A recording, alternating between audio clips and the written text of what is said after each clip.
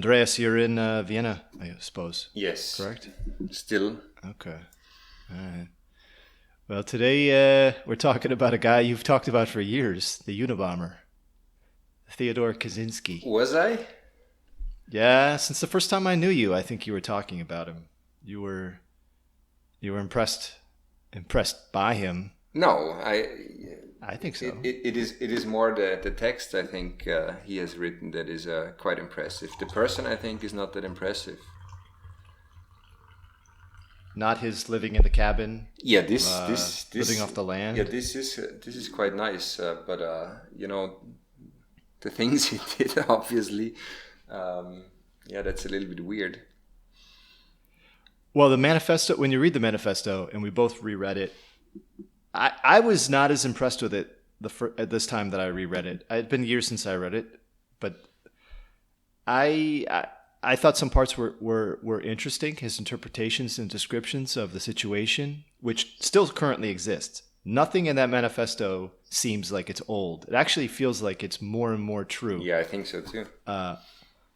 But I think, though, if he were to write that manifesto today, he would need to include the post-industrial world, don't you? I mean, he's talking about factories and industry. Yeah, that's happening, but the way people are living, they're not working in factories anymore. We have people who are internet people, virtual people, people who are, surrogate activities that he talks about, and we'll get into what that exactly is. But the people are doing the activities online now instead of in the real world. Yeah, but which is probably even worse when it comes to the power process, because. The power process, I think, is related also to a little bit to physical work, even though it doesn't serve the purpose of feeding yourself directly. So working online probably, or working in more abstract office jobs will result in a decrease of the power process, I would say. Right. I would agree with you that in terms of work that gives you meaning in your life, virtual work is probably the most removed from actual meaning because it's totally unnecessary. Yeah. You're not even in the real world anymore. You're doing stuff virtually. It's completely fake. Yeah. So people are living in a fake world. But even back then, he already criticized that this type of physical work they're doing to get a salary is already something unnatural, because it's not the physical work you do like when you're a hunter or gatherer or a farmer or a person that is actively working towards the goal of getting food in your hand, not on your bank account and then buying food in the supermarket. So I think it just got worse, and it just became more true in the last 25 years. I think it was published in the mid-90s, right? Yeah, 1995. Mm-hmm. So you generally agree with this? You would agree with his description and his assessment of why people feel the way they do, and why there's this general feeling. Yeah, definitely. Meaninglessness. I can only speak for myself, but I think the words he's using basically describes what I felt. And yeah, to me it makes a lot of sense. The keywords, I know you like the leftism part very much in the manifesto, but for me the keywords he used during the first quarter of the manifesto: the over-socialization, the power process, the autonomy, the surrogate activities. All of these things to me make just complete sense.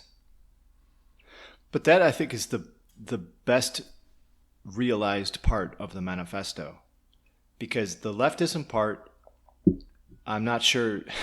I don't know why he focuses on leftism. The manifesto to me is a lot about leftism and about people who support minority politics and political correctness. And all the Black Lives Matter people fit into this category. All these anarchists fit into this category. I mean, I fit into this category. You would describe yourself as a leftist? No, but when it comes to his definition, that a person that is fighting for somebody else that is from a completely different background or has other desires or whatever, yes, definitely.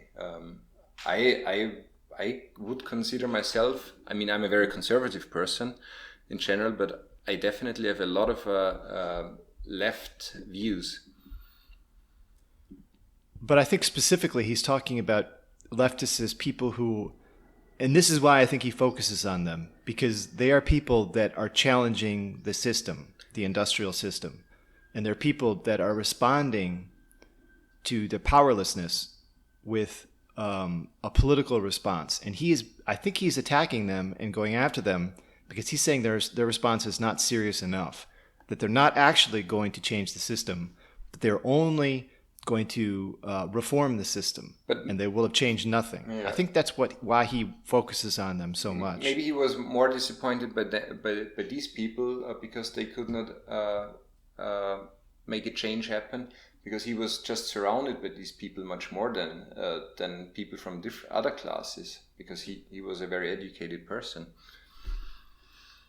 Well, he calls them all, the leftists, all people of low self-esteem with depressive tendencies and a defeatist attitude, that they've been defeated. And he basically says that these people, perhaps he doesn't say really good things about them, but I think he would probably say that they are people that victims of the system, that feel their powerlessness and victimhood in a very emotional way and respond emotionally, but that they're misguided. I think that he is encouraging them to join him, perhaps, or to become more radicalized, or to not want to reform the system but break it down. I mean, I think this was his intention, actually. I think he wanted to create a movement. He wanted to create a movement that actually could make the system collapse, which he hated so much. Or still hate so much. But he also makes some very interesting points. Is that he's saying that the values that the leftists hold are actually values that the system holds, and that they're actually contributing to the over-socialization that's already present in the system. Like here in this section number 29, he says, and this applies to what's going on today. Many leftists push for affirmative action, for moving black people into high-prestige jobs, and for improved education in black schools, and for more money for such schools. The way of life of the black underclass they regard as a social disgrace. They want to integrate the black man into the system, make him a business executive, a lawyer, a scientist, just like upper-middle-class white people. The leftists will reply that the last thing they want is to make the black man into a copy of the white man. Instead, they want to preserve African-American culture. But what does this preservation of culture consist in? It can consist in nothing more than black-style food, listening to black-style music, wearing black-style clothing, going to a black-style church or mosque. In other words, it can express itself only in superficial matters. In all essential respects, most leftists of the over-socialized type want to make the black man conform to white middle-class ideals. Basically, they want everyone to just, when they talk about equal rights and all this equality, they're talking about making everyone into a middle-class white person. That's what they're talking about. And middle-class white people are exactly the powerless people that Kaczynski hates. So he's saying that the leftist project is just contributing to the stability of the system. But that's probably part of the over-socialization.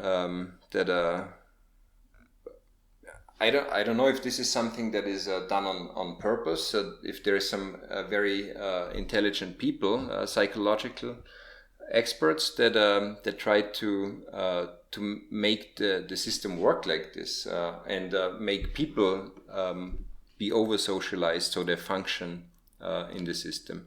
But maybe by trying to achieve that certain people become more and more similar, even by people that are actually criticizing the system. Maybe that's all part of it.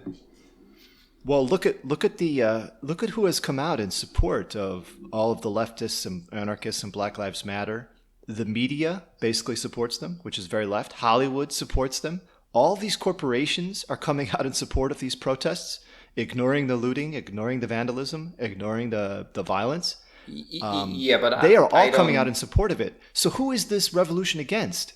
If Nike supports the revolution, I mean, and these people, Nike is enslaving children in Vietnamese sweatshops. I mean, all these people who are the head of the system are supporting the movement. Isn't this total over socialization? And we're seeing it. We're seeing that the people who are the revolutionaries are being supported and funded by the system itself. It's crazy, isn't it? I mean, first of all, I think corporations partly or mostly do it because they know these people are potential customers. Hollywood people probably they still find access when they see pictures like this that they actually were real people in former times too, and feel bad when they see pictures like this. And yeah, the news, they just use it because they are controlled by someone probably anyway, and try to manipulate people by showing these pictures. You just have to. I mean, I'm when I want to get information from America or about America, I'm reading CNN normally. But I have to go to Fox News every once in a while because CNN, it is really very manipulative, and then you see the other very manipulative side, and it helps you to see it in a more neutral way. But it's I have the feeling though that it's all part of a rigged game. The revolutionaries are a part of the rigged game. Yeah, they don't really have a platform. They don't have any leadership. This is allowed to happen, and while this is happening, there is a transfer of wealth going on. The game is not being toppled.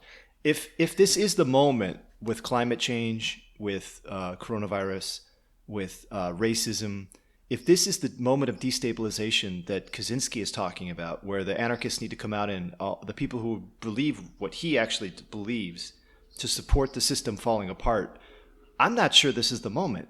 Is it? But he's not talking about a moment. I mean, he said it could either go very fast or it takes decades. So maybe it's the beginning of a decade-long change.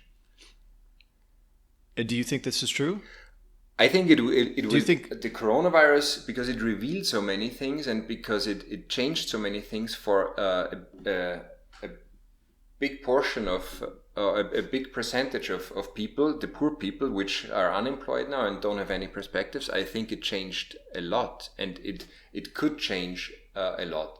I don't know which direction it will go, because at some point, I'm sure that a lot of people that are standing shoulder to shoulder to the protests and the black people, at some point when their things are in danger, and their security and their property is in danger, then they will fight against them. Then they will be happy that they have a police that will be very violent and aggressive and very powerful. I'm pretty sure. For me, it's very hard to say where all this goes to. It's starting. But Kaczynski's main point, though, is that you need to get rid of the technology. You need to get rid of these. And he later in the manifesto, he makes a distinction in technology. He says there are technologies of small groups, and then there are big organized technologies. I wish he would have gotten into that a lot more, because I think that's a pretty important point in the manifesto. He talks about like a refrigerator being something you can't make yourself. So when this all falls apart, people won't have refrigerated food anymore because they can't build refrigerators themselves. You need a big organization and global trade to be able to put the parts together to make a refrigerator. So those will be gone. So that's organized technology at a bigger scale. He's talking about the simpler technologies. And I think he references like the fall of the Roman Empire. People didn't know how to build roads anymore, but they did know how to build water wheels in their little creeks and dam the rivers, and they could do stuff like that. And that's what he supports, these small group technologies. So what's interesting though is that at this moment, none of these leftist people are targeting technology or large scale organization as a cause of these problems. They're not talking about destroying the system. Or are they talking about destroying the system in the sense that Kaczynski's talking about? I haven't heard that. Yeah, I don't know. I'm trying to find something in the manifesto which I wanted to read too. Anyway, maybe I find it later. You know what I'm talking about. You know what I'm talking about. His world that he's talking about is kind of this primitive hunter-gatherer society. He doesn't really talk exactly about what his vision is. After the fall of the industrial society, what are we going to have? What's going to exist? Because it's not predictable anyway. I don't know. I don't know if he had a vision. Maybe he was just so upset with the system that he wanted to make a change with whatever means. I mean, that was just crazy. I think he was very upset with the system and he's mentioned it in interviews, is that he went on a walk one day through his favorite area, and some real estate developer had destroyed part of the forest. And so it had ruined his walk, and that made him angry. And so he started trying to destroy the tractors and the machinery late at night that they were using, and tried to stop them. And he realized that he couldn't stop all of this development, and that it was ruining his hunting and gathering. Before he lived in the cabin? Personal. That was while he was living in the cabin. Okay, yeah, it happened in the early 80s. When he started to live in the cabin, he long decided already that he has to get rid of, or he does not want to be a part of this system anymore. Well, I'm talking about his violent reaction to the system itself. That came out of personal experiences with the developers and things he saw being destroyed. The natural world that he was living in was being destroyed, and so it was a very personal. I know he couldn't put that into the manifesto, but that's a pretty important point. That this is a very personal response that he wants. This guy who has his walk up into the valley or up into the mountains or wherever he was going. He was going to this nice area. He was doing it every year, and then it was ruined.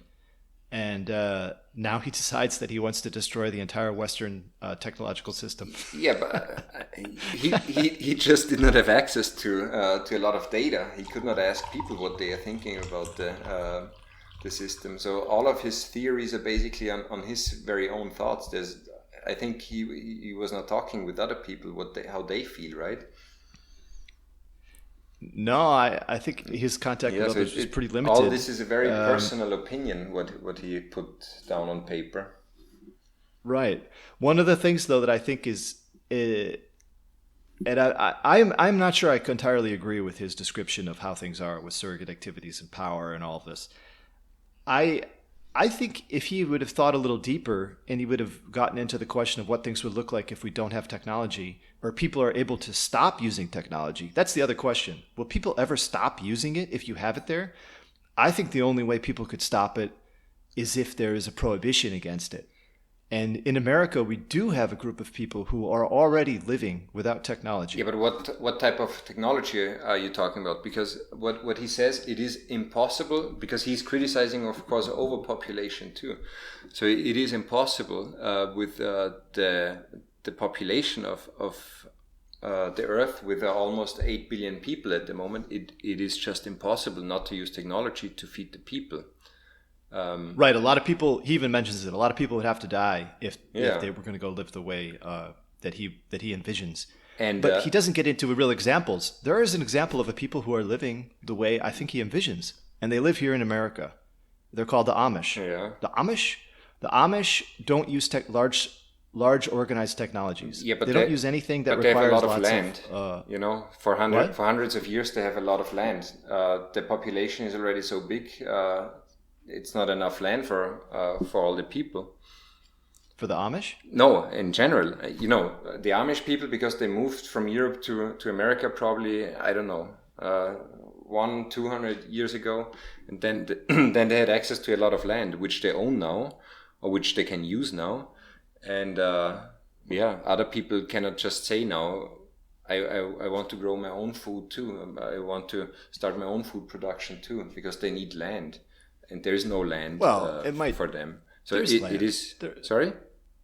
There's land. You have to save your money and then go buy some land. Yeah, and that's what I'm trying to do. Yeah, but there isn't free land. You can't just go take the land away from the yeah, Indians anymore. Yeah, but you're one person. If every person from Dallas decides to do this, and from Houston, and from Austin, and from San Antonio, then it's going to be a problem, don't you think so? It will be. Yeah, It will be. see, That's why you have to be the first. So you also you have need to get there to early. feed the people that live in the city. Yeah. Oh, it's going to be mass starvation, and you're going to have to defend your land and defend it from bandits. I mean, it's going to be awful if his collapse of this technological collapse is going to be terrible. I mean, it's going to be an awful time. Yeah, but if he gets what he wants. Not only this would be a problem that people need to be fed, but also people actually lost their skills because they are so highly dependent on the social system or in the society that they lost all these important skills from the past. So this will cause a big problem too. They're not prepared. It's not going to happen anyway. I'm sure the Corona crisis, with all of its consequences, is not over yet for years. I think we will have to deal with things we could not imagine in 2019 for a couple of years. That involves political things, that involves health and migration, and we will see things we could not imagine. But I don't think that it will, and I don't want this actually. I think technology is not necessarily something bad. It's just used mostly in a very bad way. And I'm not only talking about high technology like the internet. But I think he does have a point though about technology, which I wish he would have gotten into more, which is the technology which is bad. He's talking about technology which is vast organizational technology, which requires lots of anonymous people, and all of the people have to do powerless surrogate activity jobs within that structure to maintain it. They're slaves essentially. Yeah. They're of a mechanism. But the technologies of like a bow and an arrow to go hunting, those are obviously technologies which he appreciates and he really likes, because they're technologies that are directly used in activities of life and death and freedom. Yeah, but this could be even a gun, and a gun has to be manufactured too. There is technology that just makes sense. I think we just crossed the line already a couple of decades ago. There was no need to go beyond this line, and now we are here stuck with it opened a lot of doors. I got to know people like you. I can talk now over the internet with you, which is great. But at the end of the day, I think it would have been better if we are still at the same level of technology a couple of decades ago. Well, that's the other issue, is that how do you convince people to give it up? Even with the revolution, won't people want it again? Even if it's out there, wouldn't some people have it and they would have power over the people that didn't have it? That was always part of the question of technology, which is that it enables people to amass more power and to enslave. I don't think that many people. I don't believe in the possibility anyway that Kaczynski's wish that the system will change or collapse will happen. I don't believe in it. But why not? Because I don't believe that the people want actually a change. I think they are so over socialized already with all of the things that are provided that they don't want to go back very much. We will definitely have to take a few steps back. So there won't be much of traveling. There won't be much of concerts and other mass gatherings, I think, in the future. Luxury items, I think, where you fly over the weekend to a city and then you go shopping and buy some expensive handbags and shoes and things like this. All this will see a decline, I'm sure. But at the end of the day, we still want our phone every year, probably. Or also this probably will change a little bit. So maybe they use it 1.5 years now. But we are used to this. I I have to look at only looking at myself. My nephew recently bought a very cheap car for $800. He's a car mechanic, and I helped him fixing it, which is great because he could show me so many things with the car. But he bought a small camper van, a small van, which we converted into a camper van. And I was thinking about this idea already quite often. And it's very small. You can basically put just a mattress inside, and then you can sleep in there. And of course, you can have a lot of storage compartments. But I was always thinking I don't want to do this for two reasons. But one reason is that it is difficult not to have access to water all the time. I mean, I've been on sailing boats. I haven't taken showers for 3 weeks and washed my body with salt water, so I'm used to things like this. But I'm a spoiled person myself, even though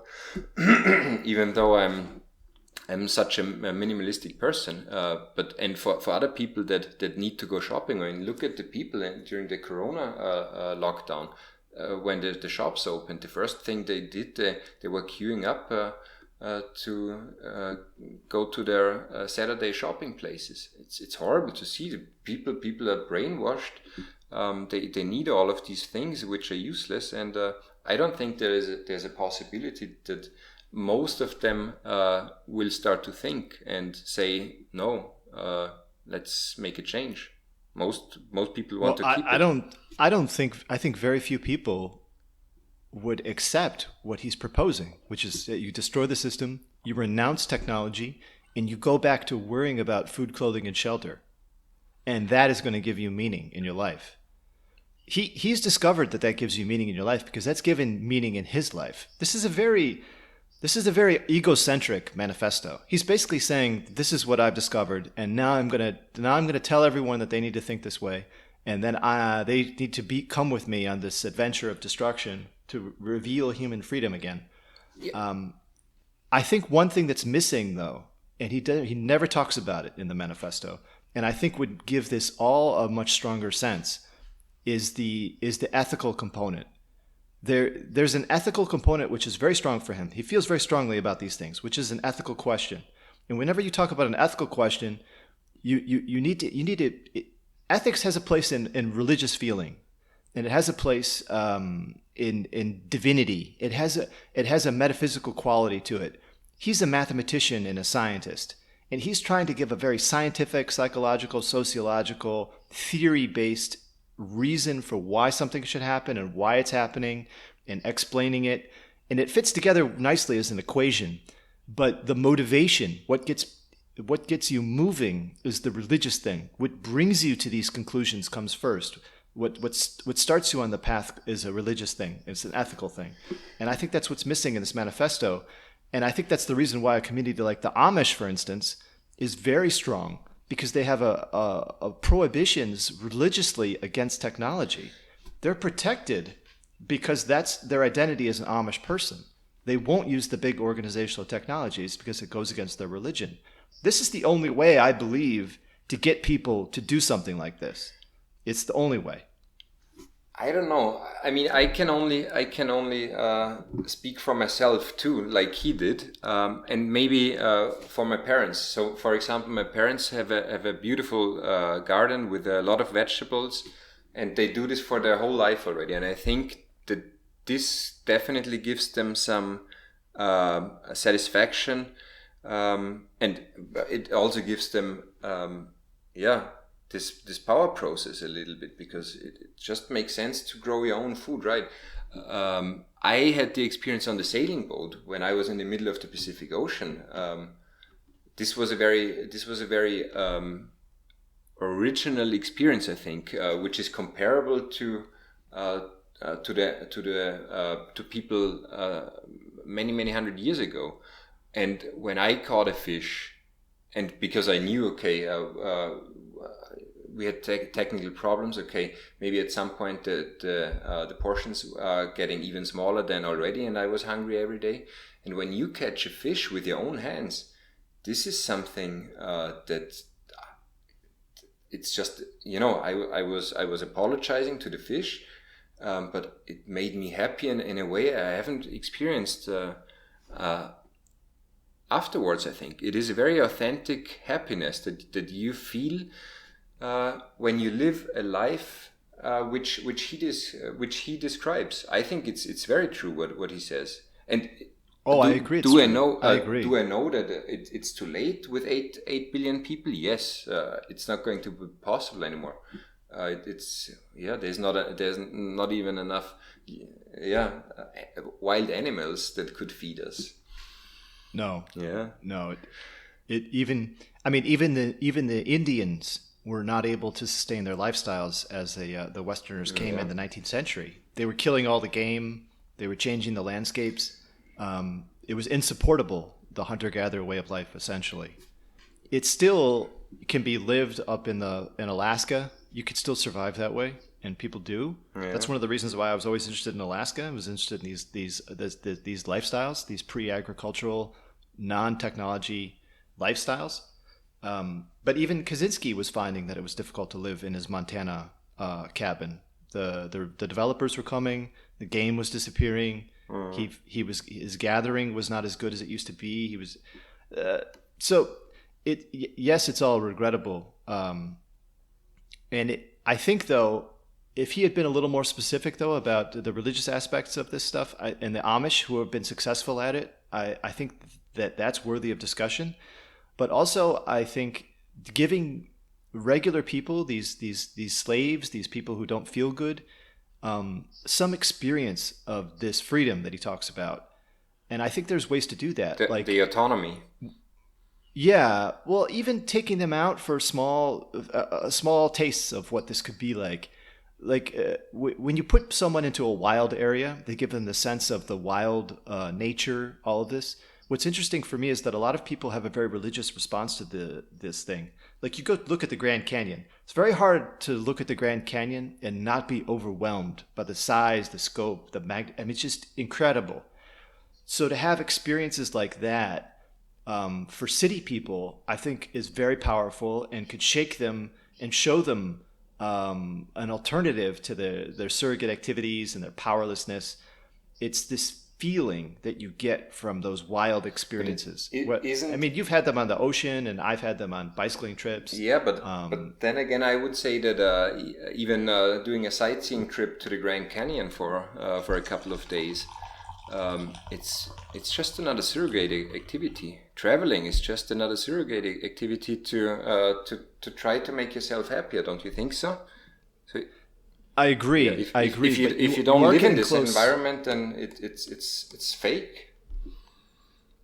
Yes, and if you have to rely on this, you have to rely on this environment, then I think it becomes authentic and beautiful.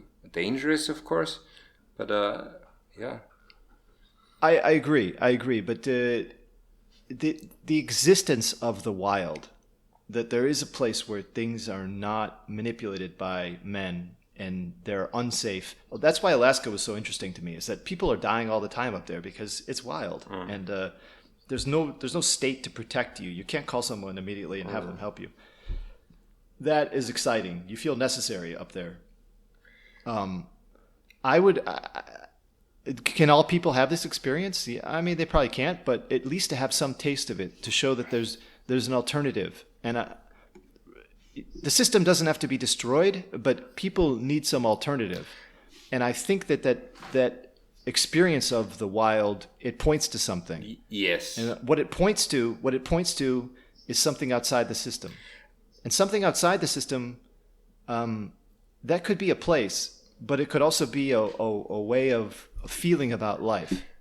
And one of the interesting things I think with a lot of these people who are feeling meaningless and powerless is that they are not religious people. Religion and religious feeling is a meaningful way to live your life. And Kaczynski doesn't talk about that at all. There's nothing about God, there's nothing about religion in this manifesto. But the reason the Amish are so successful as a people and non-technological is because of religion. I think if there was more religion, you would have less meaninglessness in people's lives. All these leftists are atheists.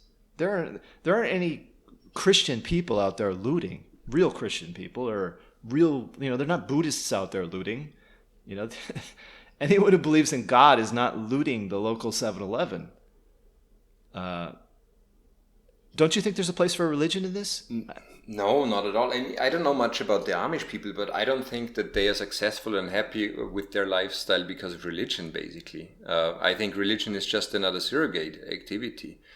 They are, I think, successful because they sustain themselves by farming, and so they are self-responsible for feeding them. And I think this is already a way that is healthy. It's not the most authentic way. When I say authentic, it's probably hunting and gathering, but farming is definitely a way to achieve the power process, and that's actually what I am planning to do.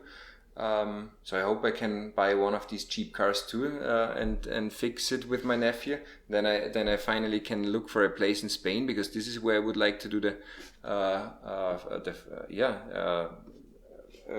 grow some vegetables and whatever is possible to grow there.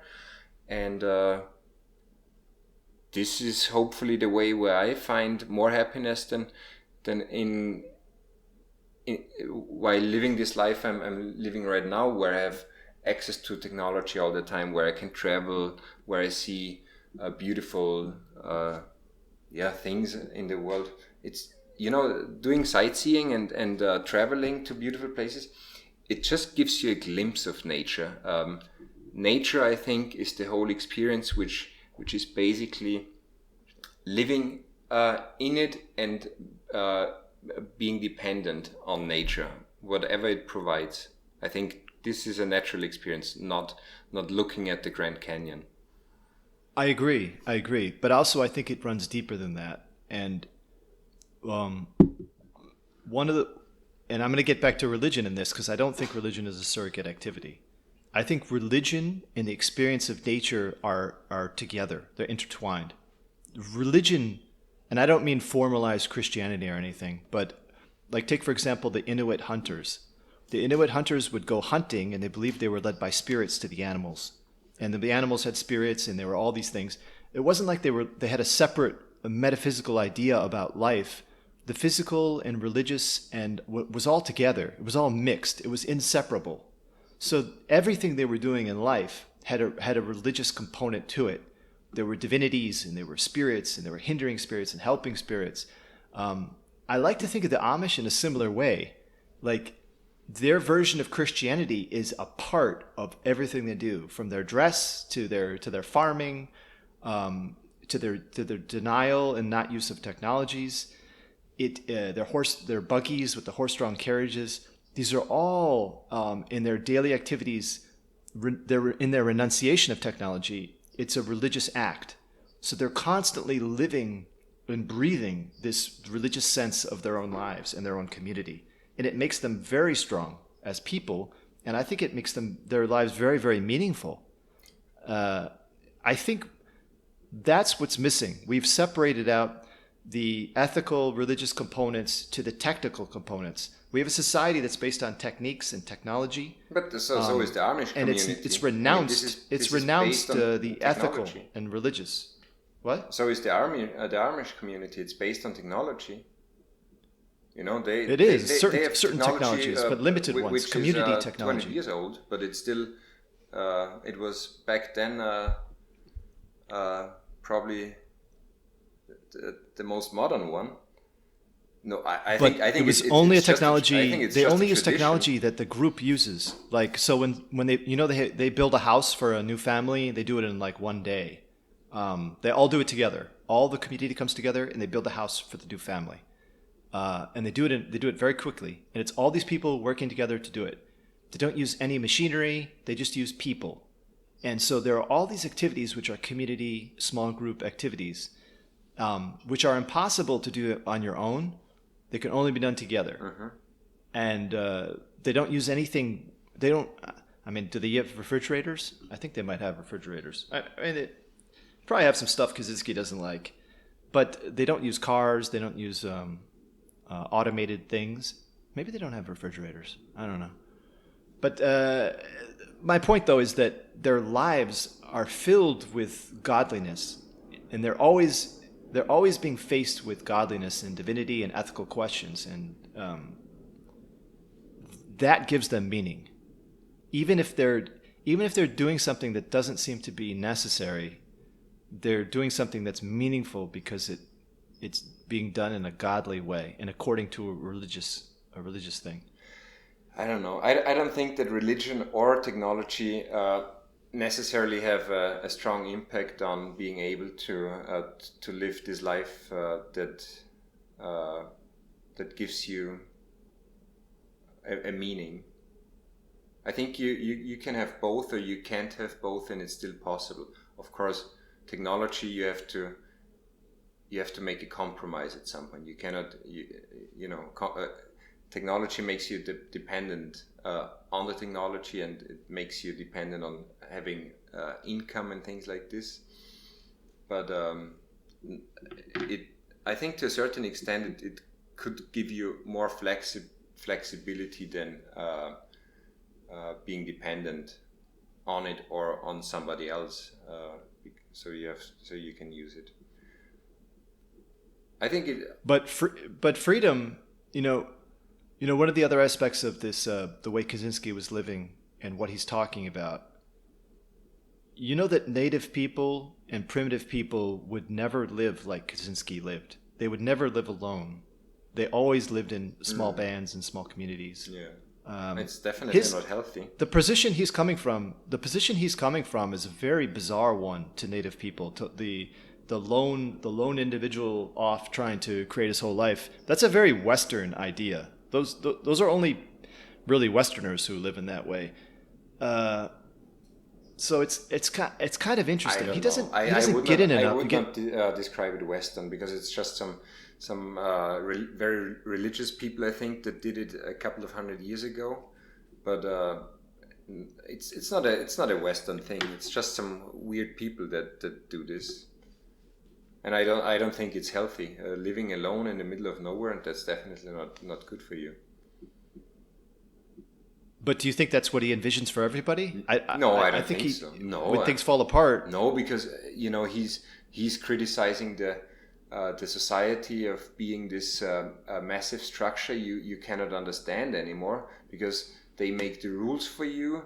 People make the rules for you who you don't even know. The rules don't matter to you at all.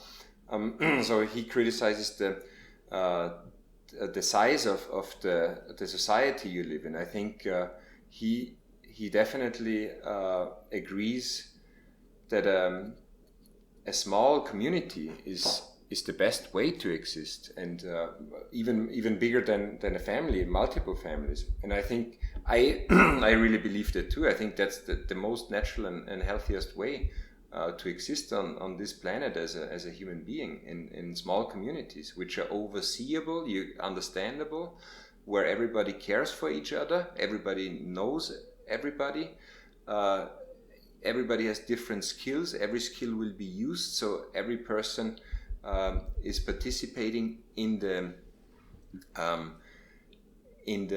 process of producing and finding food or hunting food. And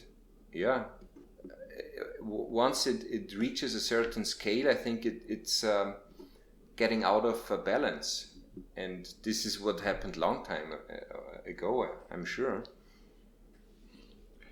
Yeah, even with the introduction of technologies to native peoples in America, it's quite interesting, some of the stories that have come out and anthropologically.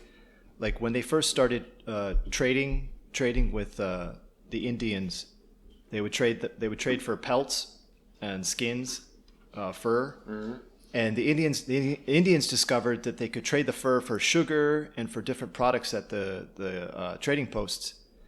And they discovered that if they had a lot of these animals, much more than they would ever hunt themselves, they could get a lot of the things that they wanted, and they could get the more expensive things, and they could get guns, the technology. Mm-hmm. So it ended up with the Indians over-hunting their own lands and killing off their own, extinguishing their own animals. to get these surpluses, because that's the other issue here is the surplus. To generate a surplus is part of this system and enables all of these people in the high population growth, because you have people who are taking out of the earth much more than they individually need. They're taking out extra so they could trade it for other things. So everyone is harvesting and taking much more than is necessary for just one person. But the problem nowadays is... Sorry? No, go ahead. I mean, first of all, the people back then did not have the knowledge that they are creating destruction. We know that we are harming our planet, and it's already so many people. I would not blame them. Yeah, it was just a very different time with a very. I'm not sure that that's completely knowledge. True. I think definitely some of the Indians, they knew that they were over hunting. They were always well aware of their hunting areas, and they wanted to maintain their lifestyle, right? So they were always worried about doing too much, and if they did overhunt, you could be threatening the whole community. And angering the gods and whatever. You know what? It could lead to your destruction. You know what we are doing nowadays in Denmark and in Holland? They were killing. What are these animals called in English? That with the fur for the young Eastern European women with the rich husbands. You know. Mink. Minks? Yeah, exactly. Yeah, those ones. They had to kill many thousands of them.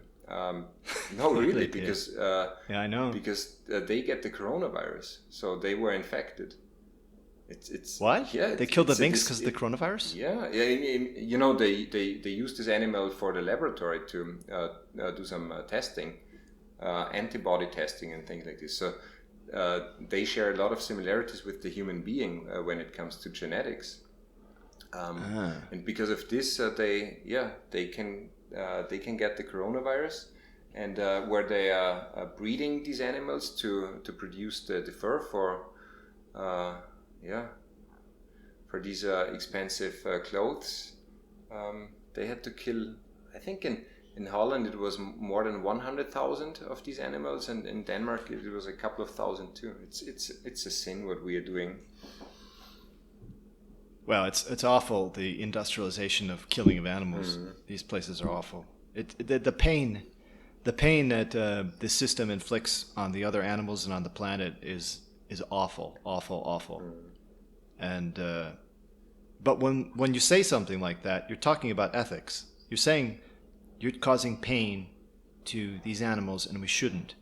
And that's an ethical question. And if you don't have any sort of religious background, and you're an atheist, you have no real way of changing behavior, unless you. This is what I keep coming back to: is that without a religious sense, you cannot change behavior. Science itself does not tell you not to kill things. Science has no ethical component. I totally disagree. I mean, I was raised Catholic. I always hated going to the church. So I never believed in a God. I always thought this is just a made-up story with Jesus. So I don't have any religion at all. I would like to find out if there is something like spirits in the Amazon where you take some ayahuasca or things like this. Maybe there is something a deeper connection to nature which I don't understand yet. This I could imagine, but everything else, let it be either religion. I think it's just wrong to believe in things like this in the year 2020. And well, I think you need to make a distinction, though. Don't you need to make a distinction, though, between when you hear the natives talk about spirits and people praying for rain and these sort of spirits which are a part of everyday life, this is very real. I think these things are very, very real. It's just impossible for us to understand this living in a city. We don't have any of these divinities living in cities. They live in the natural world. Don't you feel a sense of wonder and awe when you're out in the ocean or when you're fishing? Don't you feel like there must be some spirit that would bring a fish to you? No, not at all. I've felt these things. I just believe everything is just a big coincidence. and yet I think a very high sense of moral and ethics. That's what's confusing to me about you, is that you refuse to see a divinely inspired your feeling about the world, your very strong religious feelings. You renounce any sort of I don't want to say foundation, but any source. Like you. I mean, but maybe you're just, this is a feeling you have because you renounce Christianity. But I don't think that you would be. But I don't think that you would be opposed to living with a tribe and discovering that there were helping spirits and hindering spirits. No, not would you at tell all. the tribe you're fools for thinking this? There isn't anything at all. No, I mean, you know, when I go in a church, I can feel there is a special atmosphere. Do I think this atmosphere is because there is a God or something? No, I don't believe so. It's just something that is created artificially, probably by a certain architecture. I don't know, or because the air is different. Who knows? Whatever it is, it's just weird. I wouldn't mind to live. You know, I lived in Indonesia with Muslims, and I love the people there. I lived in Myanmar with Buddhist people. Just because I don't believe in religion, and I think religion is wrong in the year 2020 does not mean that the people to me are wrong, and they are wonderful people. I hope nobody misunderstands me of the 23 people that are listening to this podcast. All 23. Yeah. Well, I think though what I'm trying to say is that and I've said to you before that I think you're a religious person. I don't mean that you profess beliefs or you think that there's a doctrine. It's how you act in the world. You act according to beliefs, but they're not something that you can put into language. And that to me is truly religious. That's the most powerful thing. It's like when you're around like a holy person, they give you some feeling. You know that there's something essential to them. You know that what my they don't have to theory say is? anything. You know what my theory is? I think I was an over-socialized person probably too until the age of 28. Of course, the reason why I started traveling was that I felt that it felt wrong already to me. I never could keep a job very long because for me it was just weird to work in this job. I did not understand what I'm doing there. It was not very understandable why I'm doing this. So I quit jobs, started new things, and I always wondered what is all this about. But in general, I was a very over-socialized person. But then I started to have a lot of experiences most people don't have. Some of them dangerous, some of them very living in nature, some of them with other cultures, some of them with very poor people, or experiences with very poor people. And I think I desocialized, I don't know if that is a word in English, completely, which includes also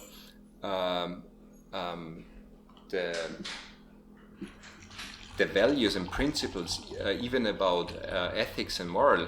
I think this is just something that is in human beings naturally, and I just took all the layers of socialization away, and I think this is the product of it. I just don't want it to fit into any. I don't want it to be a functional part of the system anymore, and I think that's the reason why I have this very high sense of moral. I think. Does this make sense to you? It does. We discussed talking about one of the things you were talking about earlier before this podcast was how you and I were both able to come to these sorts of feelings about life and why we went off and did what we did. Because if we were over socialized, you probably wouldn't go and live the lifestyles that we've lived. No, and, I mean, and go to the places that we've gone to. This is what I liked so much about you. And I give you later another example. Just let me. I make a note here, so maybe you can remember. You can remember me later that I want to talk about him too. But this is what I liked so much about you. You know, I saw you in this kitchen in Cali, and I heard you talking, and I was a little bit hesitating.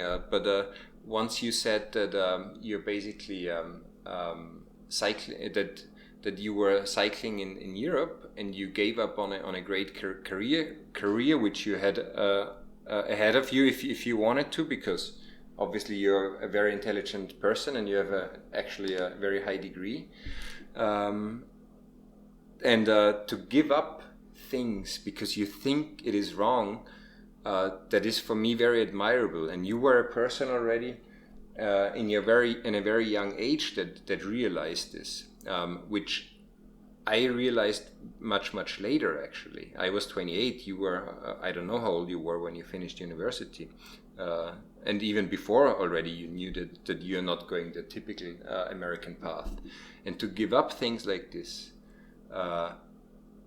That's very admirable. So you had this in you for a long time already, and then you just. But I wasn't. We've discussed this before. You seem to think I was making a choice. I was not making a choice. I did not choose to give up anything. I have just been doing what I wanted to do, and I have not felt that there was any choice involved. Like when I've written things and when I've gone to places, it has been because I have to. Yeah. It has been. There was just no question of not doing it. Which is good because it seems there is people out there where over socialization and manipulation is more difficult than with others, and you were definitely one of the people where it was very difficult, even when you were a very young person, and and another person, maybe today we're talking about all of these people that I like very much. I mean, I don't like Kaczynski, I just like his text very much. But this Colin Kaepernick, this quarterback from San Francisco, he said when he was a young boy, he wanted to play for the 49ers even when they are bad, when he's already old enough to play for them. You know, it did not matter. So he had principles in a very young age, and even though he was not part of the black and the white community, so he was an outsider in both communities, he was fighting for something, and he gave up on something too, something very big, a career as a quarterback in the NFL. And it's just great for me to see that there is people out there which are not following what they are told to do, or where the socialization did not work. I think these are very few people. Examples. I still believe this to be true. I have my vices as well. I'm constantly fighting against certain vices which are working against me. But the system is designed to use those vices. They will offer you money, they will offer you sex, and they will offer you power. And if you can look at any of these people who are acting in the world, and you can ask yourself, are they doing it for money, sex, and power? And for the most part, most people will do anything for those three things. Mm-hmm. And it very easily. Look, Colin Kaepernick he's getting checks from Nike. Yeah, I know. Nike enslaves small children. I mean, so he's not this perfect saintly person that he's being made out to be. That's my disappointment with people today. Yeah. We live in a time where there are no saints. I agree. Everyone has been co-opted by the system. I agree. Everyone. This is also one thing Kaczynski said. He said there is people that are creative and show their own initiative, but which are not that socializable as other people. But my theory is like yours as well. Once they are successful, they want more of this success, and then they are also socialized. There is definitely, I'm sure there's definitely people out there which will not be, where it is harder to socialize them. Greta Thunberg, for example, this young Swedish girl. I think she has some a syndrome, autism or something. She's autistic. Yeah, she says she's autistic. I think she will definitely be a person that will always stay true to her principles, and. But it's easier. I think it's easier for an autistic person, though, isn't it? Because they don't. They're not interested in sex. They don't particularly feel a need for getting more money. I don't know. I'm generalizing about the autistics, but these are slave computer people, in my opinion. They're a product of this system, and they're automatons. You think they will just repeat a task over and over? What? You think she's a product of the system? Yes. Okay. Yes. I don't. She's not. She to me is one of the reformers of the system. She's not challenging the system. I mean, she's going to get the Nobel Prize. She's going to speak at all of their conventions. She's been co-opted. The people who are truly revolutionary, you can't buy or sell those people. And but that's Kaczynski. Kaczynski is the perfect example. Yeah, he is. I mean that guy. You couldn't stop that guy. Snowden, I think, is a very good example too, because Snowden too. He refused money and power and all of that by his decisions. Yeah. No, but I don't agree with Thunberg on you. I think she's a very idealistic person, and she does things the way she does because she wants to do them this way. But she's been raised up by the system as an example, just like Colin Kaepernick has been raised up. These are figures that are being used by the system to manipulate the people. These are not revolutionaries. These are reformers, and I'm using Kaczynski's distinction here. These are people who are being used to suppress freedom. They seem to be offering freedom, but they're not. They are not. They're being used by the wealthiest. They're being sponsored by Nike. Disney sponsors them. All of the evil that they talk about, they're accepting money from those institutions. They're accepting a platform from those institutions. If Greta Thunberg was really someone who was a revolutionary, she would be silenced. They would stop her. Instead, they're going to give her the Nobel Prize, put her on the cover of every magazine. That's what's most disturbing, and I think Kaczynski's right in targeting these leftists and all this, and saying they're of this. What? Maybe she's taking advantage of all of this. Maybe she's participating in the game they're playing, and she gets more exposure, and this is how more people know what she's talking about or find out what she's talking about. It could all be a game. For her too, so she's more successful with what she wants to achieve.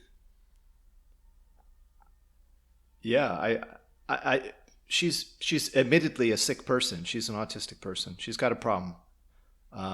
So I don't know what her motives are, but she's also a very young girl. She's still developing. Like all the other young people, they want to have a better life than what they can expect right now in 20, 30 years. For me, it's very natural to fight for your future. If it's that grim, like it is at the moment. A better life. I don't think that they... an environment where it's worth to live, where it's easy to live. You don't want to have deserts and tropical thunderstorms all the time. I don't know if I believe in global warming, but I believe in global warming, but I don't know if it's man-made. But there will be a lot of factors which will definitely make life more challenging in a couple of decades. And these people are basically the victims of our generation and older generations. And why should they not fight for this? It's for me very understandable. And if they take advantage of what they criticize. And use it, it's totally fine. I think she's not stupid. She knows what she's doing. It seems to me though that all of these people that are talking about all this stuff, all of this like Greta Thunberg kind of thing, they're saying we want to live better than our baby boomer generation. We want to continue that trajectory of ease in life and more money and bigger houses. We want to continue all that, but we don't want the environmental destruction. Because is she really talking about making a sacrifice so that the world can recover? I mean, are these people really able to make the sacrifices they're talking about? That's the issue here. Well, Colin Kaepernick, how much money does he have in his bank account? Yeah, of course I know. I I mean, mean, is he living in poverty because he's given all his money away to the causes? I mean, is it enough to give 1 million away, or should you give two? he should give. If you really feel strongly, He should give almost everything away, because there's no reason to have so much money that you don't need. But anyway, what did I want to say? No, Thunberg. Does she talk about solutions or ways how they can achieve to live in prosperity like the boomer generation too? There's this is for example a thing where technology comes in handy again. Maybe you can create electricity, and heat and warm water and whatever in more sustainable ways in the future, or even now already, but it's still at a very small scale.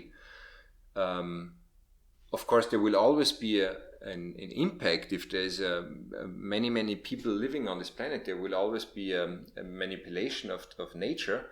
But nature does not serve any purpose. The purpose it serves is basically to provide an environment that allows creatures to live within it. As long as this balance or these requirements are given, everything is fine. We don't have to live like very primitive tribes in the jungle, and don't cause on any destruction. I don't think this at all. But we just have to maintain. We have to get there, because now we are destructive for a couple of decades. But we have to live in a way so every future generation has a chance to live the same good life. If they can create technology that makes life even better for them, it's totally fine, as long as the environment for living is not destroyed. It's just interesting to me though that at what point in this timeline of human history have we decided that this is the level we should have stopped everything at, and we should have maintained this? There was already a tremendous amount of destruction that led up to the 20th century. I mean, Kaczynski's talking about going back to small bands and hunter-gatherers and the population of the earth going down dramatically. Greta Thunberg, what is the date in human history which she says everything should have stopped and we could just maintain that and everyone could just live that way? I mean, has she picked a point? Like, what's the level? I don't know, but I don't know what time it was, but in the first paragraph of the manifesto, he says that there is the Industrial Revolution basically caused a destruction of nature and the mental state of human beings, and this was definitely at different periods. The destruction of nature maybe happened, or it was not at the same speed how it progressed. So maybe the happiest people, the people that lived the most natural way for an animal, which a human is as a hunter and gatherer. Maybe when they started to live permanently at the same place, and they were farming and they had a ruler and things like this, when all this started, maybe it became already a little bit less healthy. Maybe back then the impact on nature was not measurable, and it didn't matter at all for a couple of thousand years. But the decline of the health of the mental state already happened. Yeah, I generally agree with what Kaczynski's talking about and all that. It's interesting though. essentially, we're talking about utopia. We're talking about the best situation for human beings. And many people have in history have seen utopia as something that's coming. It's in the future. But now you start to see people talking about utopia as something that's already happened in the past, and we just need to get back to it. And it's all quite interesting whether this utopia is the past utopia as fictional as the future one that's coming, that we don't yet know about. Whether it's, you have these people that talk about transhumanism and merging with technology, and that will be the way forward. That'll save the earth. There's all this discussion. I don't know. I think utopia, though, is a religious. It's a religious idea. Utopia cannot exist because it requires people to live together in crowds, in big quantity. I think we should not focus on utopia at all. Nobody. We should focus on avoiding a dystopia. That's much more important. Yeah. Well, I guess we're already in dystopia, aren't we? Just it could get worse and worse. Yeah, we are, and we should not make it worse. And this is what we're doing right now. The coronavirus is also making governments be more authoritarian. But that's exactly the other interesting aspect of what we're seeing right now is that in terms of human freedom is going down dramatically. I'm sure Kaczynski would say, as a result of these so-called crises. 2008, we had a major crisis with the banking industry, and that led to a bunch of so-called reforms that were supposed to stop future crises, but which just made the rich richer and protected them even more so in the future as a matter of policy. And now we're seeing a similar thing happening. While everyone is out there protesting for Black lives because of a video, you have a major wealth transfer going to major corporations. Small businesses are being destroyed. Essentially, the economy is being looted in favor of the top 1%.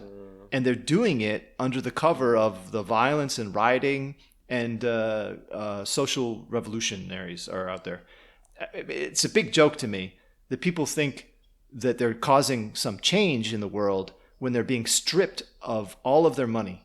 And the system is just hardening and it's strengthening in a way that will probably be more apparent later on.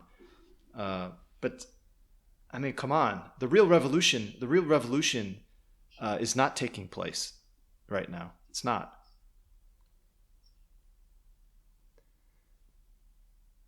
Andreas. Yeah, I don't think so either. But there is definitely something happening, which is not very normal, I would say. I mean, these protests, and they are already here in Europe too. Actually, I was just 2 days ago, I think I was reading an article about protests in Belarus. You would have liked the picture. There was this very sporty cyclist, and 6 police officers, or 5 of them, were holding him horizontally, and he was smiling. What? It looked. Why were they doing that? What?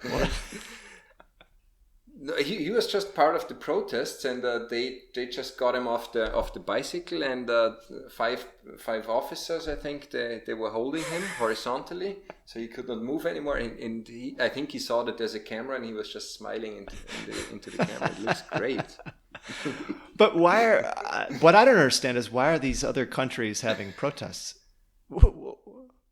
Because I don't think that the Black Lives Matter is the main reason why the people are on the streets. I think it's the shift from money from the majority to the top 10 or whatever it is, and people are losing jobs, people are losing perspectives.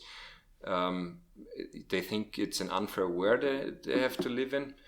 I think, and that's the reason. That's the reason why the people are protesting here too. People are upset with the system. They are upset that they're treated unequally, and then a racial discussion, which is happening because of disgusting videos. I mean, what these police officers are doing. Actually, I want to talk about the police later with you too. Then this is a perfect excuse to participate in showing aggressions too, don't you think so? I do, but one of the reasons I believe the Black Lives Matter is being supported by the corporations and the elite is because it is precisely this sort of distraction, which is a much better place to focus the rage of being screwed by the system, which is generally happening to 99% of the population. It's much better to focus it on a racial element because that isolates it into something. Okay, it's just. And it divides probably the people too that are fighting actually for the same thing, which is we are poor and you're rich, so give us enough so we can. If you could cause a race war between poor whites and poor blacks, you would distract them from going off and chopping off the heads of the 1% who are. I mean, it's total manipulation. The poor people are being divided. Yeah. The subjugated masses are being divided because the 1% are fearful to lose all their money. They're fearful that the constant growth in their bank accounts will end. It's just a divide and conquer tactic, and it's totally successful. And the Black Lives Matter manipulated movement. I think totally.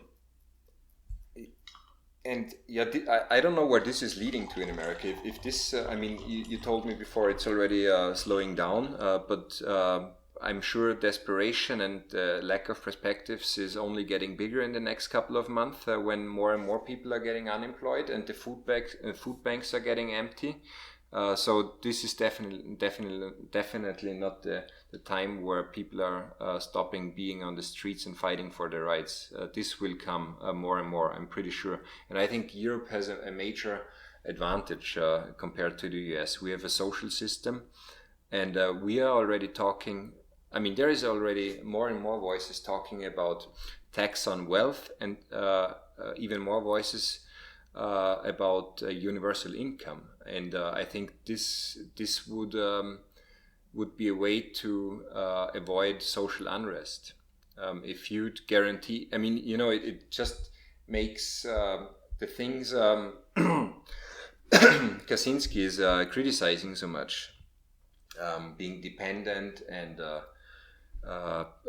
you have to even look for even more surrogate activities if you don't have to work anymore to receive money. But I think we reached a point also technologically where we can make so much money by using machines and robots and software and code that this generates enough money for the people that live in these rich countries to give them enough so they have basic housing and basic well, food. I think that's probably true to some extent, but the system, and this is something Kaczynski doesn't really get into, but this is something that I see. This is not so much an industrial system anymore. It is a financial system, and finance now governs everything. The stock market is at all-time high. Is at all-time highs. It's going higher. It's not because companies are creating new products which are really revolutionary and more profitable. No, it's because of tricks of accountants and money supply, and all of these games are allowing the 1% to put extra zeros into their bank accounts. It's not because anyone's discovered something that's incredible. The internet was a great discovery that caused a big boom in the 2000s and changed life, and globalization was able to lower costs. But things are still going higher now, and they want this so-called growth. But it's not coming from real creations and real revolutionary ideas.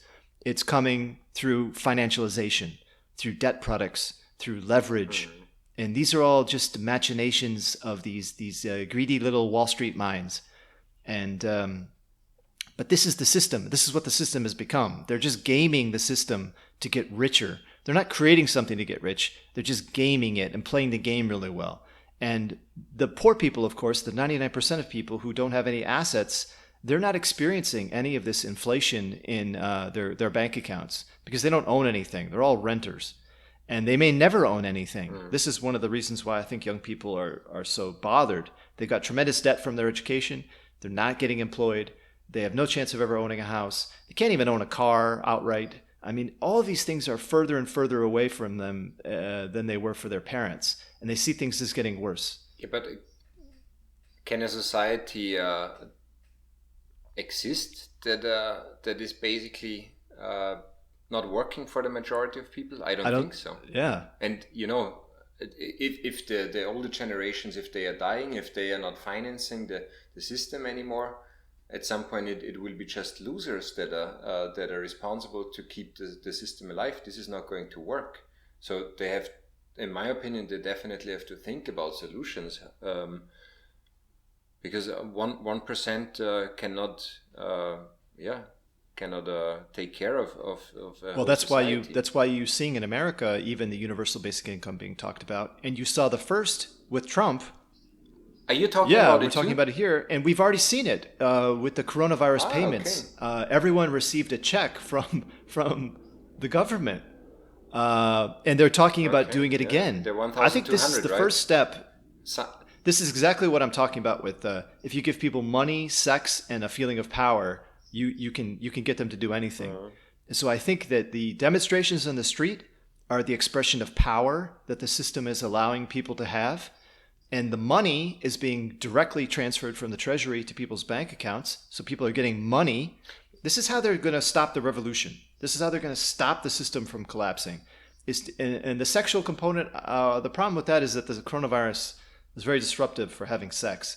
But, people go online and have pornography. It's going to be very good for the spread of HIV, for example. It will be very good for us for not spreading HIV. That's true, but does anyone really worry about HIV anymore? I don't think they're worried about it. The young people don't care about that. They all have herpes and stuff. Everyone just accepts a little scratchy itch in their pants. But so what is happening now in the States? So end of June, I think, this is when the people that received extra unemployment money, they don't get anything no, end of anymore. July. How does it work? But they're talking. This is the issue. Like this unrest could get a lot worse because if you end this money, now suddenly people are going to be still angry with the situation in the streets and feeling like they're powerless and wanting to destroy things. But at least at the moment, they've been financed by the government to be unemployed and to go out and loot and protest. But now suddenly you're going to have no financing. So it's really going to get desperate. And the coronavirus is coming back. So, I think they need to send out new checks. Even the Republicans are talking about a bigger check this time. They're talking about... Okay, wow. The Democrats are talking about $2,000 per person per month until the vaccine is discovered. That was okay. That's a lot of money. That's a lot. Of Can money. you imagine how much money that is? I mean, why? I mean, we'll be making more money here than I am working. I get more money from the government than I am. Well, no, that's not true. It's not true, but it's close. I mean. It would be a ridiculous, insane amount of money they'd be giving us. But I think they view it as how do you save the system? Person or only the system the is people? under threat right now. You need to give the people money. Yeah, but I mean, these things could be still financed even when the economic growth is not given every year from now on. Because of the impact of the coronavirus, but there is so much money around. I mean, which is already there.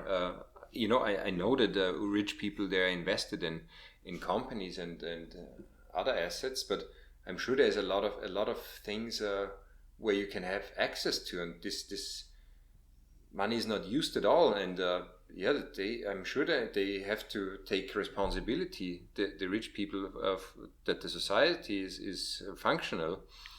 As much as I'm criticizing and agreeing with Kaczynski that the society is very bad for us, Now we have it, so now we have to make the best out of it. And I think Austria can be very happy to have this fallback option of a social system that at least gives, you don't have dignity when you're in this system, but at least you can feed your children.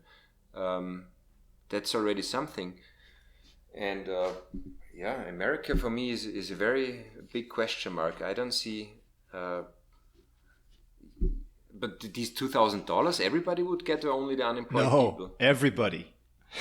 Even if you're working. Holy shit. I mean, what's the point in doing this? I mean, it makes no sense. Well, I mean, the Democrats want to win the election. There's a lot going on here in the election, and Trump and the hostility. And there is a real division in this country which could end up in real violent conflict between races, between classes.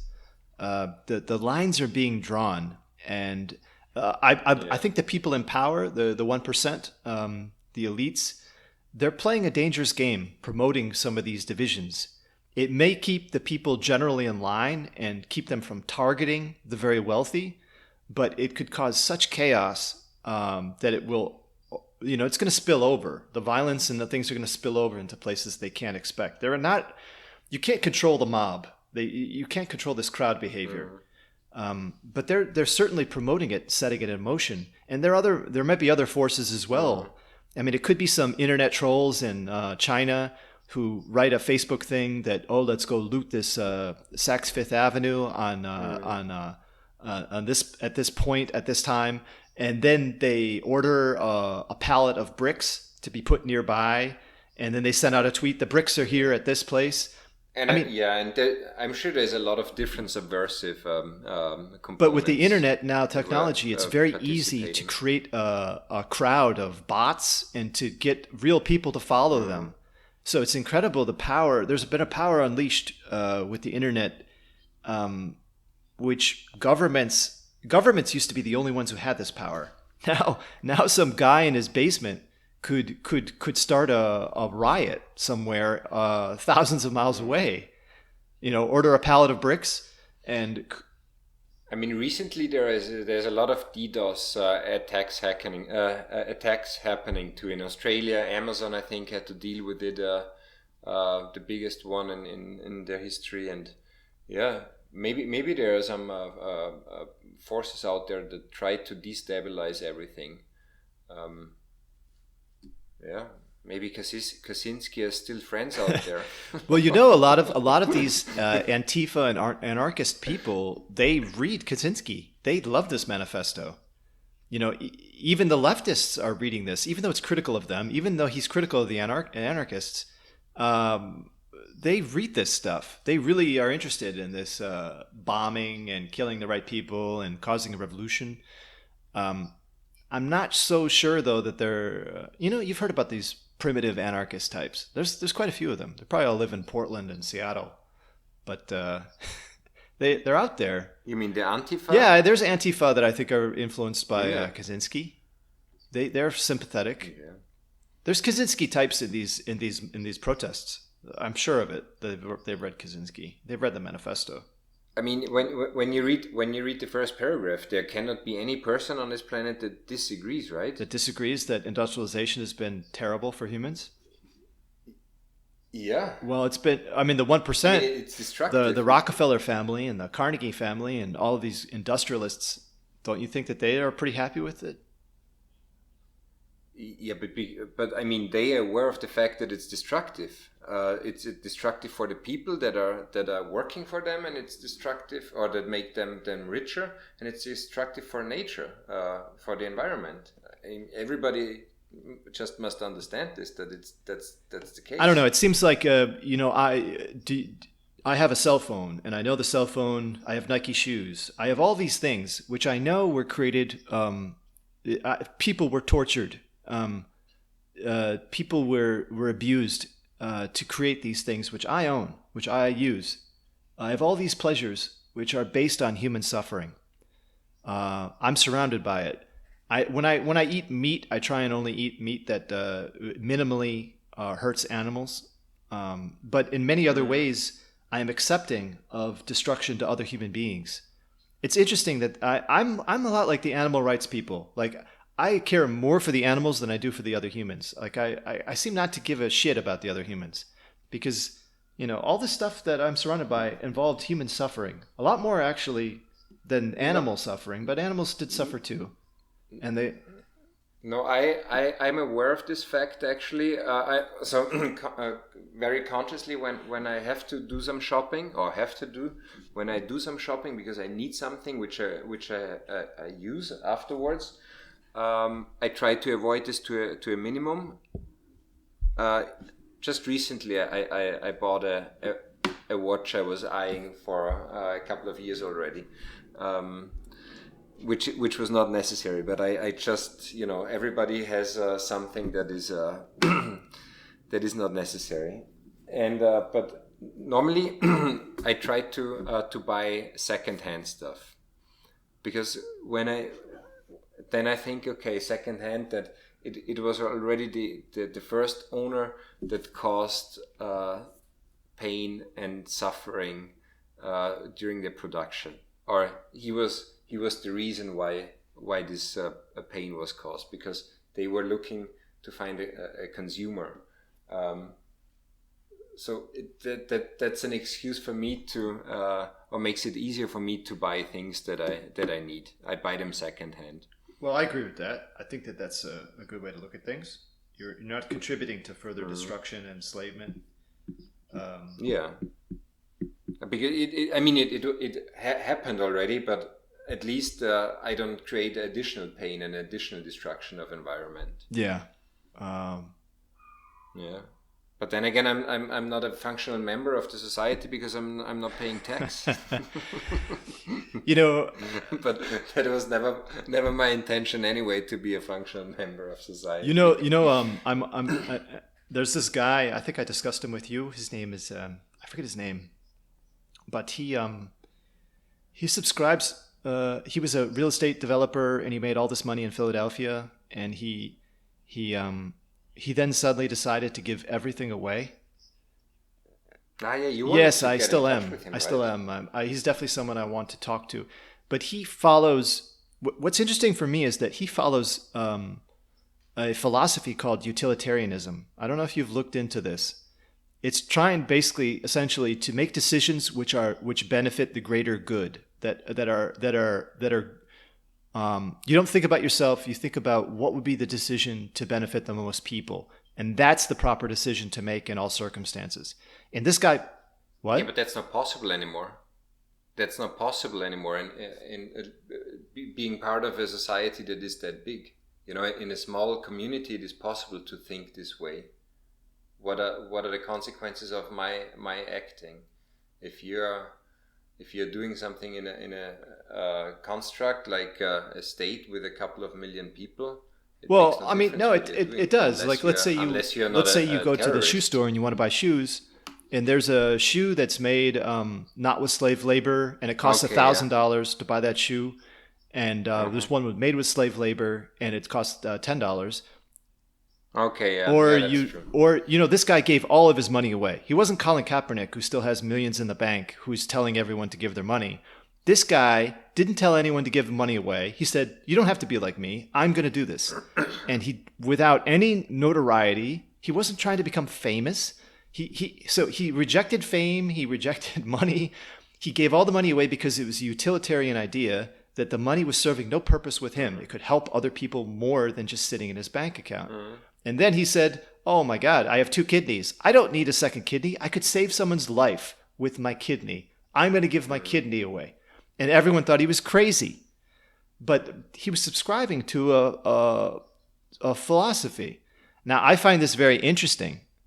It sounds like Buddha. Buddha did something very similar. He grew up as a very rich prince, and then he saw poverty when he left the palace the first time, and then he decided, okay, now I give away everything, and I give away my life too, and I live in I live this simple life. Have you heard of Diogenes? I think that's how you say his name. Yeah, of course. He lived He in a lived in a barrel, barrel, right? and like he gave Yeah. everything away too. And one time his Diogenes. only possession was a cup, and he would use the cup to drink water. Mm. But supposedly he was an asshole. He was a very I mean mean, they person. always say bad things about you when you're a good person, though. No, but no, because how do you pronounce this one? Aristoteles. Aristotle. Yeah, exactly. He was a very good person. But why did they say Diogenes was a bad person? Because he was always he was like a Kaczynski of Greece back Well, then, he was always and people criticizing did people something. who he thought He were was very he was criticizing people very Look, he much. would go and criticize. He would definitely criticize Colin Kaepernick. He was basically saying that you're a hypocrite. You're a liar. That's what he was telling people. He was saying, yeah. "Oh, this is what you believe? Well, what about this? You do this in your life. Maybe you don't really believe that." Or he was following ideas to their extreme, and that is what saints do. They live the extreme of their idea. Most people do not live the extreme of their idea. They say, "Oh, I want to help the poor," but they keep millions of dollars in their bank account. Or they do things for other reasons. They do things to, it's always about sex, power, and money. If you can reject sex and you can reject power and you can reject... They're what? over-socialized too. They're even more over-socialized than most other Exactly. The society and this whole system realizes that sex, money, and power are sellable, and you can sell them. And when you can sell them, you can sell people. You can manipulate people, and that's what they do. That's why we don't have saints, right? We have these lesser human beings, these disappointments of human beings, these people that seem to be religious and seem to be ethical, but they're just like everybody else. And these are the worst types of people. These are the ones that Diogenes was very mean to. He would go to Colin Kaepernick and say, "You're a fraud. You're a fraud. How much money do you have in your bank account? You're a fraud." Angelina Jolie talking to the United Nations about the children. How much money do you have in your bank account? Couldn't you do more? Why have you only, you stay in a $60,000 a night hotel? I mean, it's all ridiculous. They're liars. There's, Nietzsche hated this too. Nietzsche would talk about the mendacity of people, mendaciousness. This is just sick. But there's one difference. There's one difference with Kaepernick. He lost something because he was fighting against something that did not even make his life worse necessarily, his personal life. So that's something you definitely. What did he lose? What did he lose? He lost a career. I mean, he was a very good sportsman. It's of course. I would argue. Money. I bet you he's richer now than he was before. He got a Nike contract. Maybe he got a Nike contract. Yeah, maybe. I mean, whatever. But he definitely lost something that is very valuable for sportsmen, which is a career, because this is their ultimate. Right, he lost his surrogate activity, but perhaps he's discovered even a better surrogate activity. So the meaning of life all of a sudden was, or his original meaning of life disappeared just because he was kneeling for other people. Well, he was. Let's put it in context, though. I definitely respect. Let's put it in context, though. He was not even the starting quarterback on that team. He was the backup quarterback. He was not. His career was already starting to disappear. He was no longer a full-time player. He rarely played. I think actually he made the best career move of his life. He transitioned into a lucrative, better, more powerful position. So he traded he was losing his surrogate activity as it probably existed. And now he gained a new one. The idea, they promote this idea that he was somehow like a great quarterback and he lost everything. He wasn't Muhammad Ali, who was the champion, and they took his belt away at the prime of his career and he's not Muhammad Ali. Muhammad Ali was actually very principled.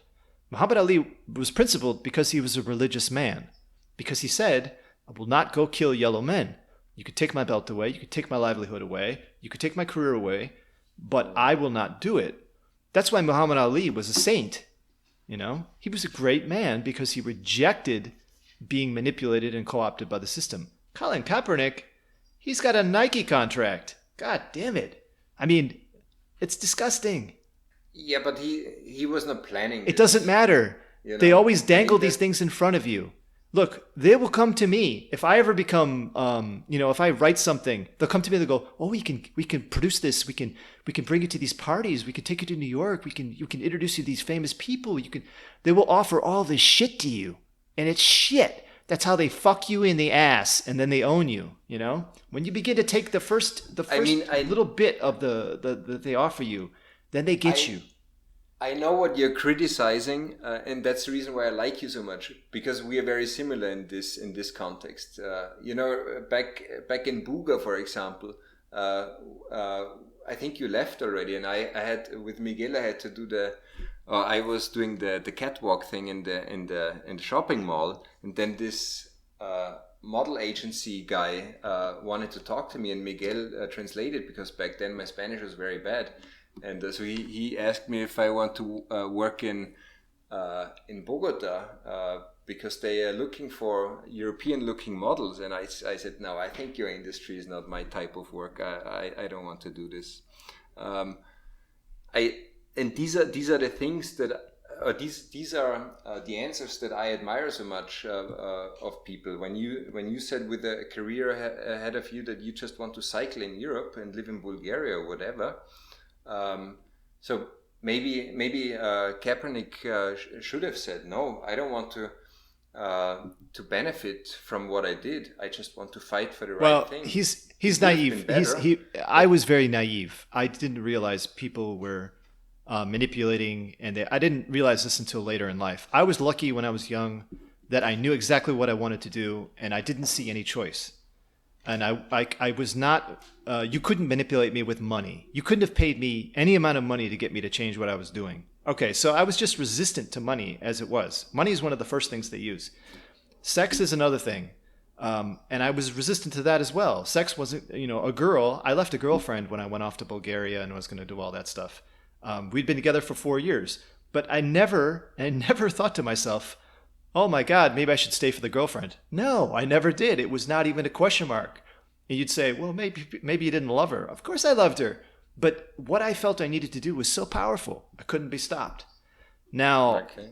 I was also naive, though. I didn't realize that sex, money, and power could be used. And they have been used as vices to get me to do things in my life. And I realize now that they're used all the time. And maybe Kaepernick has never really analyzed his been being manipulated because he says I'm doing a lot of good, so maybe I can still keep a few million for myself. But that a real revolutionary goes balls to the wall. A real revolutionary lives out his life without any backing down, not backing down in any way. Those are the people that I admire. I hate these half revolutionaries, these half men that are wanting to tell everyone how to live, but in their own lives they're not doing it fully. That's why this whole period that we live in disappoints me so much. People are liars. They are just But liars. how how basic would you like? How basic would you live if you are a rich person and you could make a change at least for a couple of thousand people with your wealth? How far would you go down? Would you live in a small apartment, or could you still live in a normal sized house, or If I felt one of the where is the reasons why line? I like that. I mean, I understand that the line is definitely not reached yet when you still have millions on your bank No, I'm account. not. But I'm not someone who's advocating societal change like Kaepernick or like Kaczynski. I'm not interested in any of these questions. I have no interest in what these guys are trying to accomplish. I have no interest in what these Black Lives Matter people are doing. I really don't care. I am not interested in societal change because I don't believe it's possible to understand the complexity of a huge system, and I think only a fool would try and change it. What I am interested in is individual change affecting the guy who works next to me on the forklift. Being an example in some beautiful way that would create happiness in the world and grace and hard work and something beautiful. I'm trying to do it in every little thing that I can do, but always honestly. I disagree. What?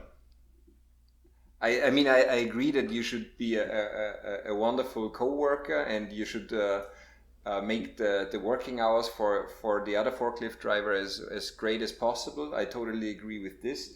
But I think within this sick system we have to live in, I think it is very necessary that people, even the ones that are not affected, that they are fighting for equal rights for everybody.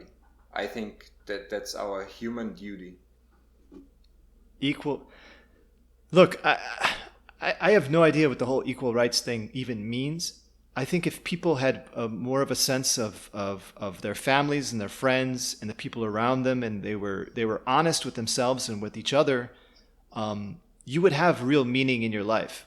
And I don't necessarily believe that meaning comes from hunting and gathering, although I think it really does. But the hunting and gathering causes people to live in small groups which are meaningful. And it causes people to have a religious sense about the wild and nature and beauty and art. And it all comes together in the activity of hunting and gathering. But I think hunting and gathering in itself, if you just say that's the way to live, you're missing out on all of the things which support it, which are strong human relationships, a feeling about the divine, about gods, about spirits, spiritualism, whatever it is. That is all present in the lives of these hunter-gatherers. And so Kaczynski's looking at it very superficially, I think, that the lifestyle of hunting and gathering is meaningful. No, that's only part of it. What's meaningful is that you have a small group of people, and they all have little tasks, which all goes to support each other, and that there's a community, and the technology is very limited, and you know where everything comes from, and that's the beauty of it. And it's religious, it's aesthetic, it's all of these things in one, and it can't be broken apart. It all exists together.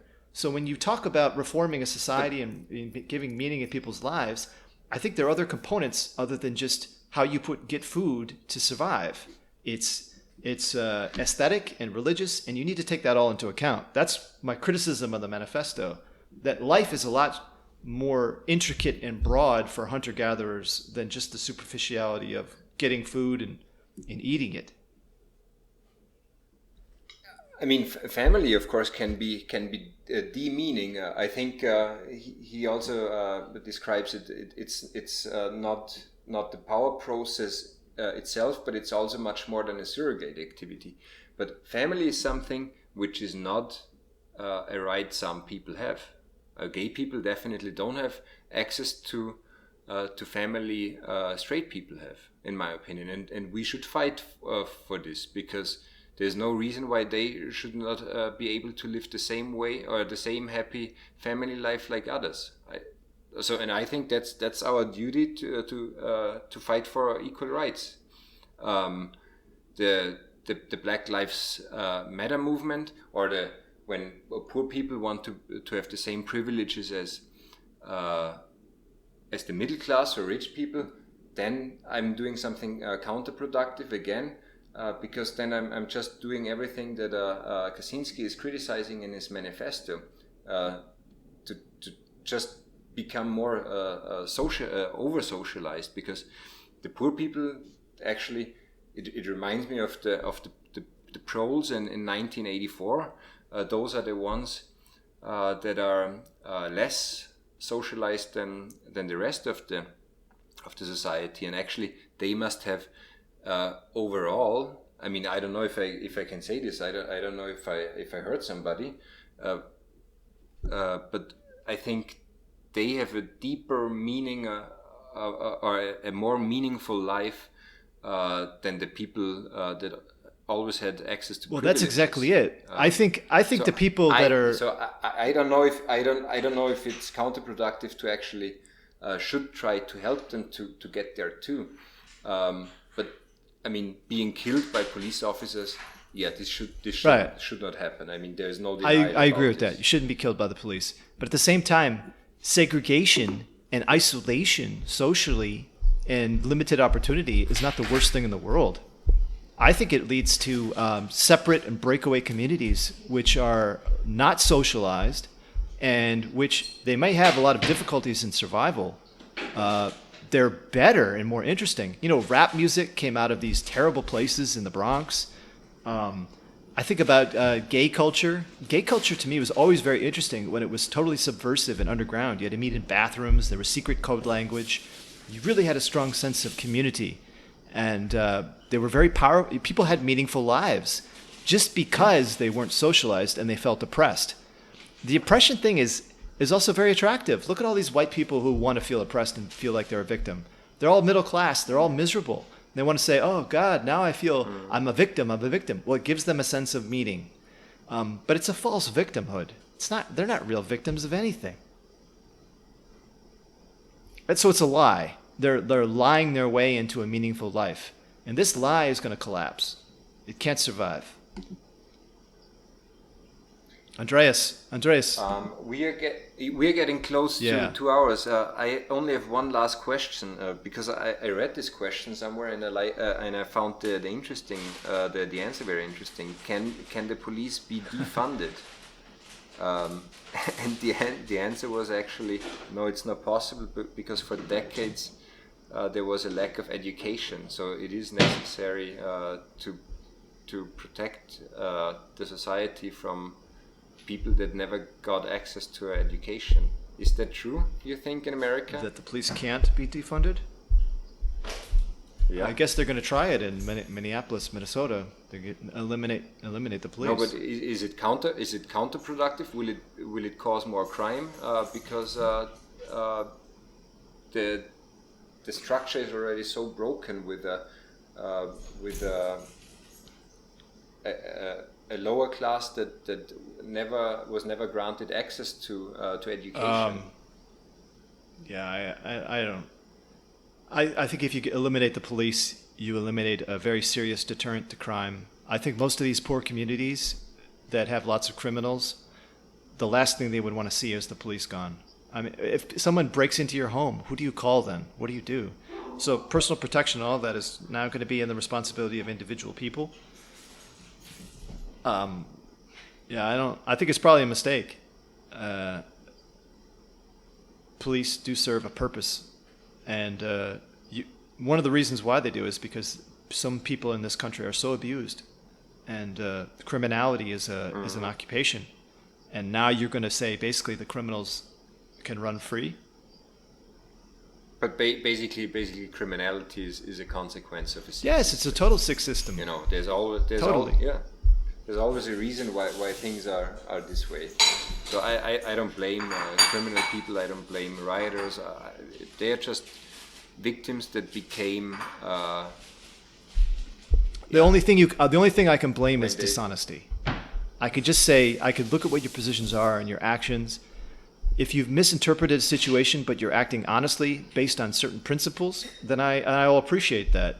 But if you have millions in your bank account, you're telling everyone to give their money away, or you're against slavery but you're wearing Nikes and you have a contract with Nike, that is just fucking dishonest. It is the same evil that the 1% at the top perpetuates. You are just as evil. I have Nike too. What's the relation between Nike and slavery? They got a bunch of Vietnamese kids making them for pennies, sweatshops and all this stuff. There's other companies that have come out and there's somebody who made an article that they listed all the companies that came out in support of Black Lives Matter and are giving money that Black Lives Matter is taking, and all of the terrible things they do on the planet in these foreign countries, faraway places. I mean, it's awful. It's like, come on. You really going to accept money from those slave drivers and those abusers of people in the environment? Yeah, they'll take the money because they're liars. They're liars. They're all liars. All of them. The time of the saints and great men is somehow it's past. The system has won, and the lies are just deepening. And yes, it may collapse eventually, like Kaczynski talks about, or it might not. It might just become terrible, terrible, filled with lies and misbehavior and criminality. And I don't mean the criminality in the streets of the poorest people. The criminality of the richest people is the worst of all. The criminality of the humanitarians is the worst of all. It's just lies and deceit and treachery. And that's become a way of life. Because there's no ethics, there's no God. I could go on and on, but it's just awful. But let's wrap this up. Let's Yeah, wrap I this think up. that's yeah, exactly. It's just awful. I think that's the summary It's of just everything. awful. Okay. Yeah. Okay, 1 second. Okay, I'm so ready. 5, 4, 3, 2, 1, stop.